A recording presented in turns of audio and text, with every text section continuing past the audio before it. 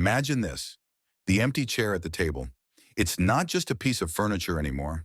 No, it's a void, a silent echo of laughter that once filled the room, of hands intertwined over candlelight, of shared dreams whispered in the quiet hours. But here's the truth we often overlook in our sorrow. That empty chair is also an invitation to rebuild, to rediscover, to honor what was while stepping into what could be. It's a symbol of loss, yes, but also of possibility. In the wake of losing a spouse, that chair becomes your mirror, reflecting the fragments of a life shattered, yet capable of being pieced together into something new, something resilient. Welcome to 6 Mistakes That Sabotage Your Healing Journey After Loss. This is not just a script, it's a companion through the storm. I'm your narrator, guiding you with compassion, not pity, because you are not broken beyond repair. You are transforming. Grief isn't the end of your story, it's the plot twist that reveals your inner strength. Over the course of this journey, we'll weave through the emotional tempests, the practical pitfalls, and the spiritual awakenings that come with widowhood or widowerhood. We'll uncover the mistakes that can derail you, but more importantly, the steps that propel you forward. Think of this as a cinematic odyssey, where every scene builds toward hope, every line awakens resilience. Let's begin at the heart of it all, the raw reality of grief. It's not merely sorrow, it's a metamorphosis. Like a caterpillar dissolving in its chrysalis, you feel yourself unraveling, old identities melting away, familiar routines crumbling. But from that dissolution emerges something winged, capable of flight. The loss of a spouse isn't just an absence, it's a profound shift in your world's gravity. One day you're orbiting each other, a binary star system of love and partnership. The next you're adrift in the vastness, learning to navigate solo. Yet in that vastness lies freedom, the chance to chart new constellations. Picture Sarah, a woman in her mid-50s, whose husband of 30 years passed suddenly from a heart attack. She wakes each morning to the ghost of his coffee mug on the counter, the indent in the mattress where he slept. The house feels too big, too quiet. Modern life amplifies this isolation. Endless scrolling through social media feeds filled with couples' vacations, anniversary posts, and family gatherings. Sarah feels like an outsider in her own life, her grief magnified by the digital world's relentless cheer. But here's where the transformation begins. Grief strips away the superficial, forcing you to confront what's essential. It's not about getting over it. That's a myth perpetuated by well-meaning friends who say, time heals all wounds. No, time alone doesn't heal. It's what you do with that time that mends the soul. In this first part of our journey, we'll delve deep into the initial waves of grief, introducing the 6 mistakes that can sabotage your healing. We'll explore the first 3 in detail here, setting the foundation for the practical tools and deeper insights to come. These mistakes aren't judgments. They're signposts, warnings from those who've walked this path before you. They're drawn from real stories, psychological insights, and the quiet wisdom that emerges from pain. Mistake number 1. Isolating yourself in the name of strength. It's tempting, isn't it, to retreat into your shell, convinced that burdening others with your pain makes you weak. You tell yourself, I can handle this alone. They have their own lives. But isolation isn't strength. It's a slow poison. In our hyper-connected yet profoundly lonely modern world, this mistake hits harder. Think of the widower who skips family gatherings because it reminds me too much of her, or the widow who declines coffee invitations, fearing she'll break down in public. Social media becomes a double-edged sword, offering glimpses of connection, but often deepening the chasm when you compare your grief to others' curated happiness. Let's step into a story to illustrate. Meet David, a retired engineer whose wife succumbed to cancer after a long battle. In the months following her death, David barricaded himself in his workshop, tinkering with gadgets as a distraction. Friends called, but he let voicemails pile up. I'm fine, he'd text back curtly. Nights blurred into days of solitude, punctuated by takeout meals eaten standing at the kitchen sink. What David didn't realize was that isolation feeds depression like dry tinder to a flame. Psychologically, humans are wired for connection. Oxytocin, the bonding hormone, surges when we share vulnerabilities. Denying that need creates a feedback loop of loneliness where anxiety creeps in, whispering doubts. No one understands. You're alone forever. The spiritual toll is equally profound. Many faiths teach that community is a vessel for divine comfort. Think of the biblical notion of bearing one another's burdens, or the Buddhist Sangha as a refuge. By isolating, you're not just cutting off people, you're severing ties to that greater support. And practically, isolation leads to neglected health, skipped doctor visits, poor nutrition, irregular sleep. David's blood pressure spiked, his once sharp mind fogged by insomnia. It wasn't until a neighbor insisted on a walk that he glimpsed the light. Sharing stories of his wife didn't diminish her memory. It kept her alive. So how do we avoid this sabotage? Start small. Reach out to one person today. A text, a call, a shared memory. Join a support group online or in person. Organizations like GriefShare or local hospices offer spaces where your pain is normalized, not minimized. Remember, vulnerability isn't weakness. It's the bridge to resilience. As the poet Rumi said, the wound is the place where the light enters you. Let others help illuminate that wound. Transitioning seamlessly, this isolation often dovetails with our second mistake, making hasty financial decisions amid emotional turmoil. Loss thrusts you into a whirlwind of paperwork and choices, insurance claims, state settlements, budget overhauls. It's overwhelming, especially when grief clouds judgment. The temptation? To act quickly, seeking control in chaos. Sell the house? Invest the life insurance payout? Quit your job for a fresh start? These impulses, born of pain, can lead to regret. Consider Elena, a graphic designer widowed at 42 when her husband died in a car accident. Reeling from shock, she liquidated assets impulsively, buying a luxury car because he always wanted one. Months later, mounting bills revealed the folly. Her nest egg depleted, forcing her back to work sooner than her heart could handle. Financial advisors warn that grief impairs executive function. The brain's prefrontal cortex, responsible for decision-making, is hijacked by the amygdala's emotional alarms. Anxiety spikes, leading to black and white thinking, I need change now. Modern challenges exacerbate this. With rising costs of living, single-income households post-loss face stark realities, mortgage payments, childcare if children are involved, healthcare premiums. Women statistically outliving men often grapple with gender pay gaps and interrupted careers from caregiving. Men might struggle with societal expectations to provide, pushing rash investments in stocks or crypto during volatile markets. Spiritually, this mistake ignores the wisdom of patience. Proverbs speaks of hasty decisions leading to poverty, while mindfulness practices advocate pausing to discern true needs. The hidden lesson? Loss clarifies values. What truly matters beyond material wealth? For Elena, it was time with her kids, not a flashy car. To sidestep this pitfall, impose a cooling-off period. Consult professionals, a financial planner, attorney, or trusted advisor before major moves. Create a grief budget.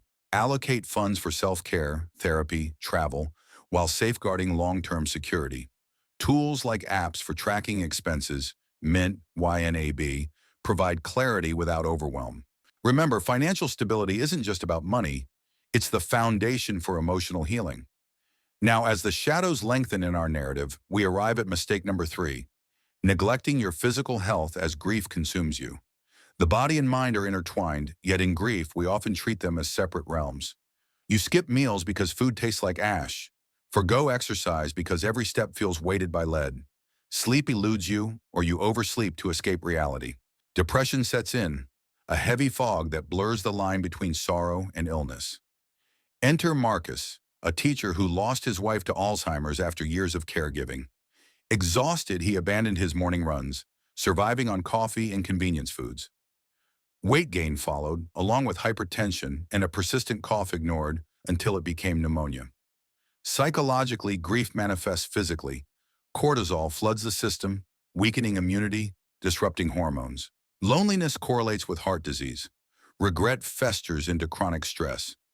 In today's world, this mistake is amplified by sedentary lifestyles and fast food culture. Remote work post-pandemic isolates further, reducing incidental movement.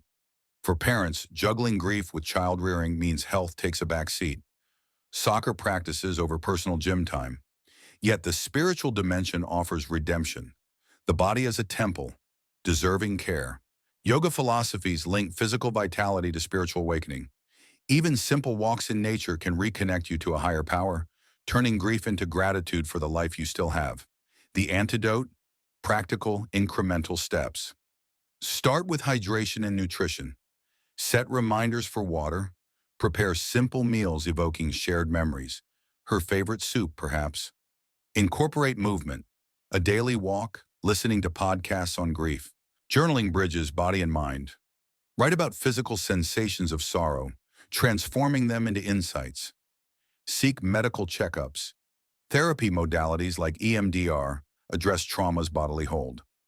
As we pause here in part 1, reflect on these mistakes not as failures, but as common detours on the road to renewal.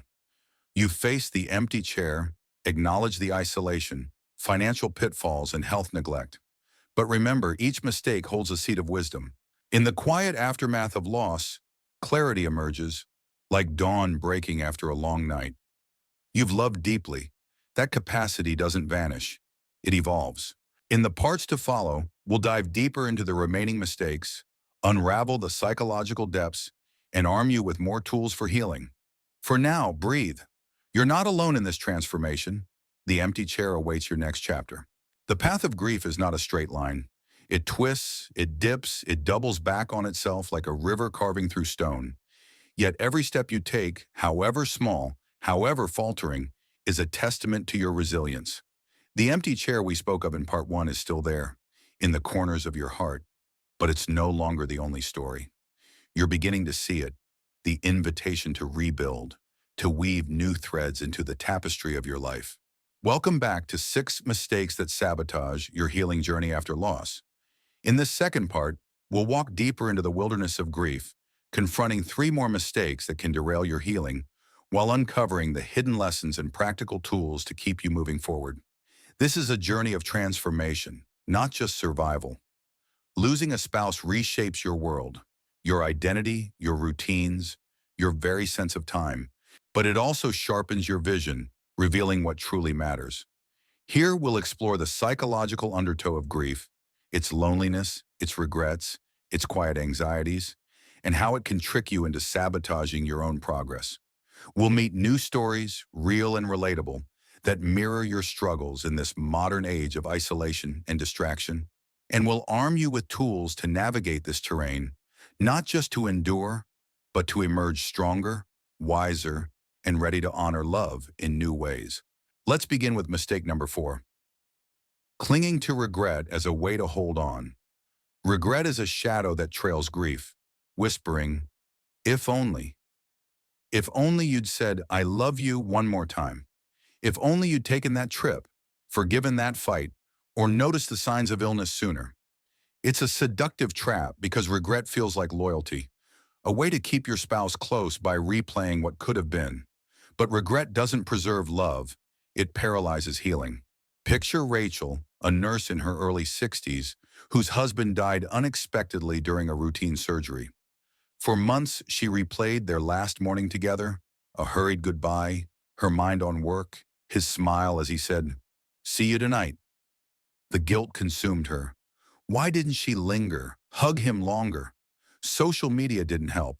Posts about cherishing every moment felt like accusations. Rachel's regret spiraled into self-blame, a common psychological pattern. Studies show grief amplifies cognitive distortions, where the brain fixates on perceived failures, ignoring the broader truth of a shared life. Neurologically, this is the amygdala hijacking rational thought, looping pain like a broken record. Spiritually, regret can feel like a penance, especially in traditions that emphasize atonement. But clinging to it blocks grace, whether you find that grace in faith, nature, or the simple act of living. Rachel's turning point came when she joined a grief writing workshop. Putting pen to paper, she wrote a letter to her husband, not of apologies, but of gratitude for their years together. That shift from regret to remembrance freed her to see their love's fullness, not its flaws. The modern world makes this mistake trickier, Online forums amplify guilt with endless what-ifs shared by others. Comparison creeps in. Someone else's story of heroic caregiving or perfect last moments stings like a rebuke. To avoid this sabotage, try this. Name your regrets, but don't let them define you. Journaling is a powerful tool. Write the if-onlys, then counter them with what was. What were the moments of joy, the quiet victories of your life together? If writing feels heavy, try voice memos, speaking to your spouse as if they're listening. Therapy, like cognitive behavioral approaches, can reframe guilt. Apps like Headspace offer guided meditations to release self-blame. And spiritually, many traditions encourage rituals, lighting a candle, planting a tree, to honor love without being chained to regret. As Rachel learned, letting go of if only doesn't mean letting go of love. It means making room for healing.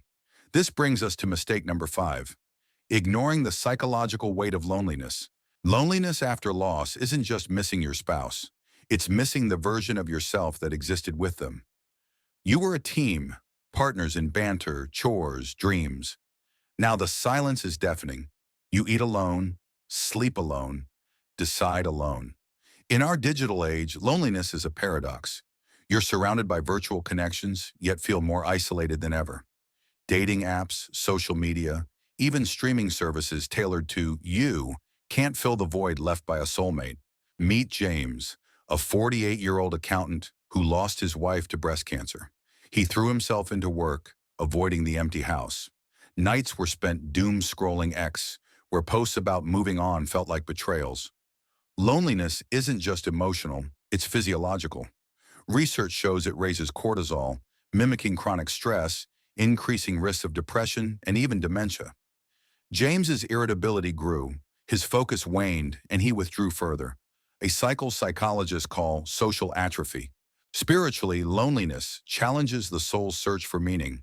In many faiths, connection to others, to the divine, is central to healing. Yet modern life, with its remote work and fractured communities, isolates us further. Single parents face added strain, balancing grief with children's needs. Retirees lose workplace camaraderie. Younger widows or widowers feel out of place among coupled peers. Breaking this cycle requires intention. Start with micro-connections. A weekly coffee with a friend, volunteering at a local shelter, or joining online communities like Widowed Village. These aren't replacements for your spouse, but stepping stones to rediscover community. Psychologically, small social interactions rebuild dopamine pathways, countering depression's grip. James found solace in a book club, where discussing novels sparked conversations that eased his isolation. Spiritually, consider practices like prayer or meditation that reconnect you to something larger, whether God, the universe, or your spouse's enduring presence. Practical tools? Apps like Meetup connect you to local groups. Gratitude journals shift focus from absence to abundance.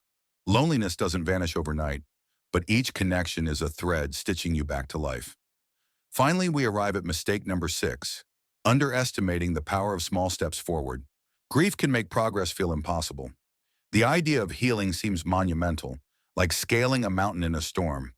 So you freeze, convinced that only grand gestures, moving cities, remarrying, reinventing yourself, count as moving on. But healing isn't a leap.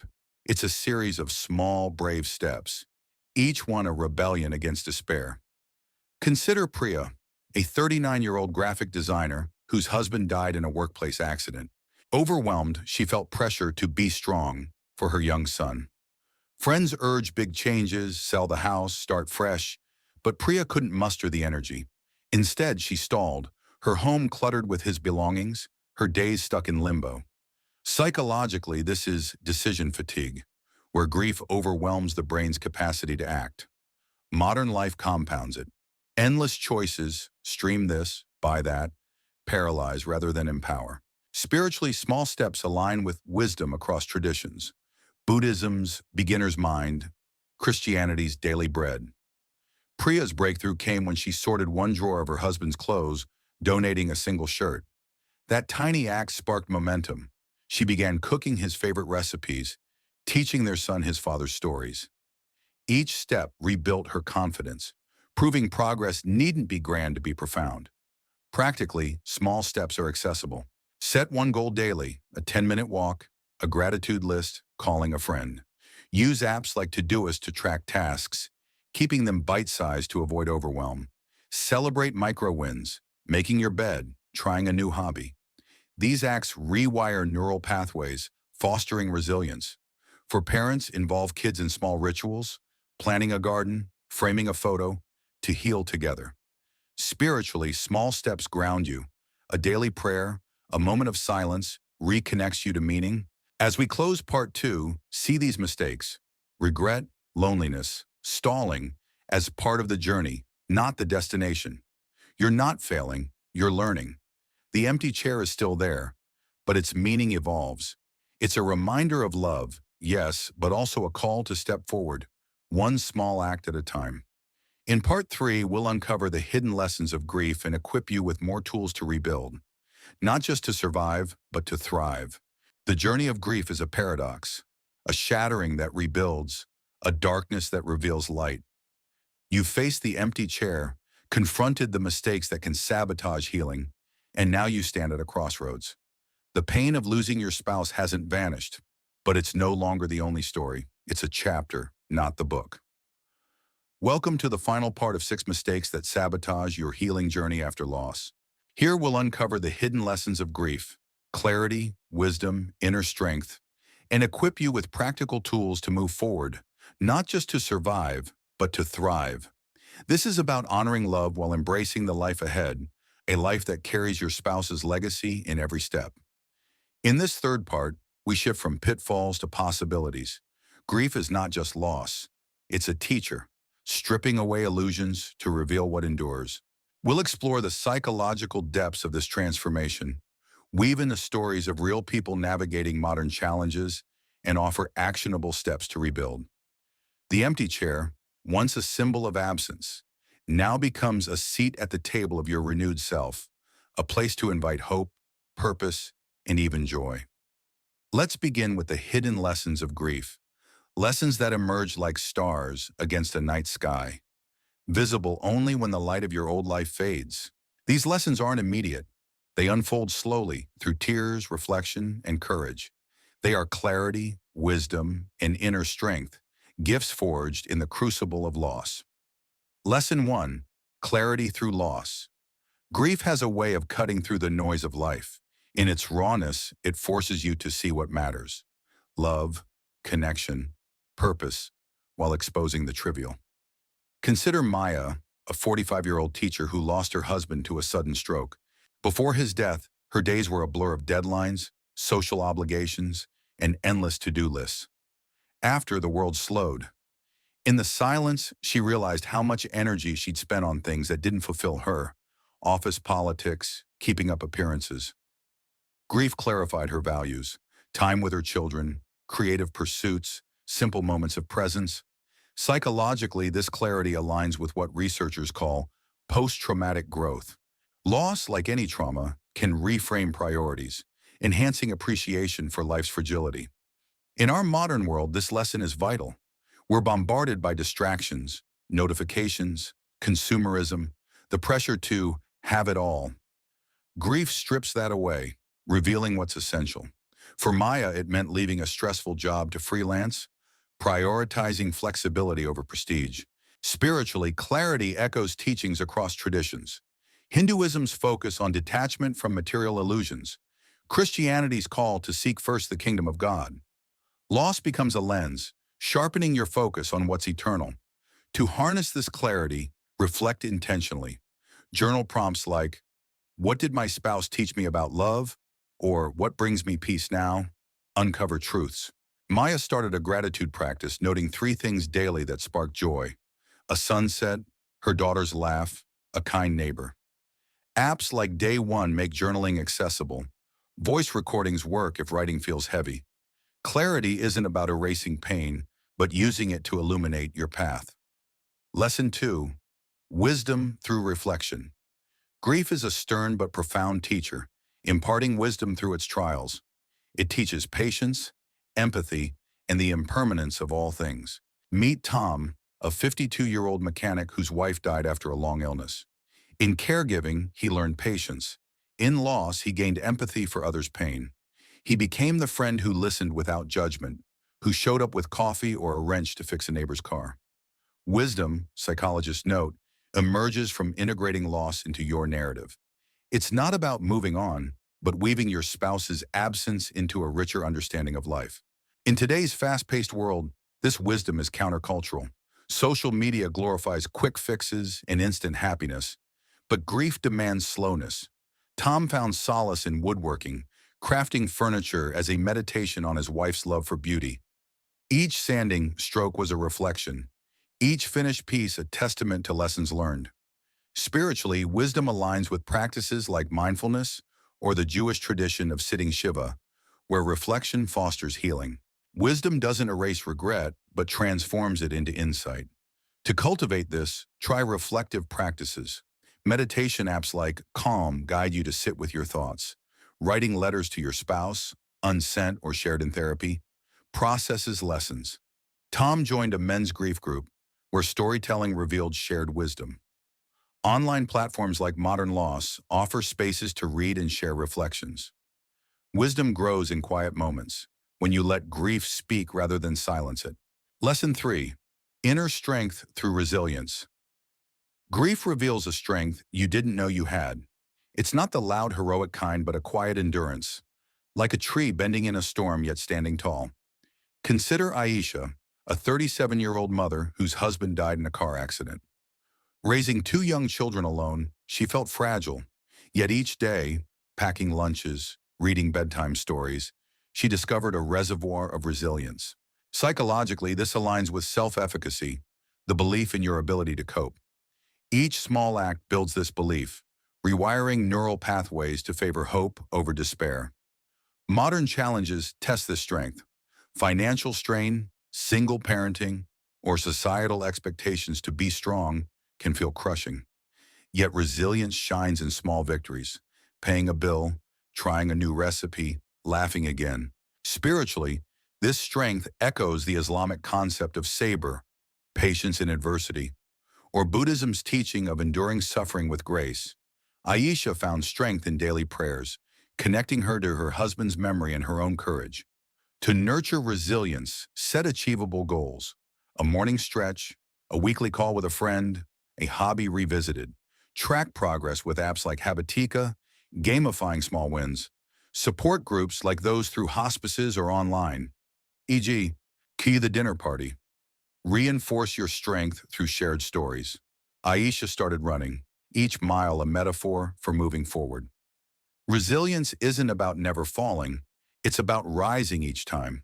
Now let's pivot to practical tools to carry these lessons into action. Healing isn't passive, it's built through deliberate steps, grounded in body, mind, and spirit. Tool 1. Self-care as a foundation. Self-care isn't indulgence, it's survival. Grief taxes your body. Cortisol spikes, immunity dips. Start with basics. Hydrate, eat nourishing foods, move daily. Try meal prepping recipes tied to memories. Your spouse's favorite dish, adapted for one. Exercise, even a walk, boosts endorphins. Apps like Strava track progress. Sleep hygiene matters. Limit screen time. Try white noise apps like Noily. Spiritually, self-care honors the body as a vessel for your journey, whether through yoga's mindfulness or prayer's calm. Tool 2. Support systems as anchors. You're not meant to heal alone. Support groups, online, Grief Anonymous, or local, church hospice, normalize pain. Friends, family, or therapists provide perspective. BetterHelp connects you to licensed professionals. Modern isolation makes this vital. Even virtual coffee chats rebuild connection. Spiritually, community reflects divine or universal support, like the Sangha in Buddhism or fellowship in Christianity. Share your story. It's a gift to yourself and others. Tool 3. Journaling as transformation. Journaling turns chaos into clarity. Write about your spouse, your pain, your hopes. Prompts like, "What strength did I show today?" Or, "What memory makes me smile?" Shift focus. Apps like Reflectly use AI to guide entries. Pen and paper work too. Spiritually, journaling is a prayer, a dialogue with the self or the divine. It's a space to process regret, loneliness, and resilience, turning lessons into action. Closing call to action. Grief is not the end, it's a path to renewal. The empty chair now holds space for you, your clarity, your wisdom, your strength. Honor your spouse by living fully, not perfectly. Take one step today. Write a gratitude note, call a friend, breathe deeply under the stars. You're not just healing, you're becoming. This journey, with all its pain and promise, is your love story's next chapter.